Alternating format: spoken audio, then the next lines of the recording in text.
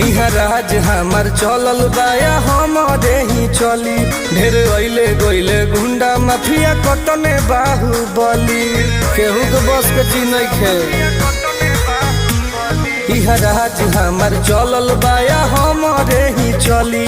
ढेर अइले गइले गुंडा माफिया कटने बाहुबली, मार के गोली बंद कदम बोली हरदम ला सुता दे। माहौल जवन बदली ओहके दुनिया से उठा दे। माहौल जवन बदली ओहके दुनिया से उठा दे।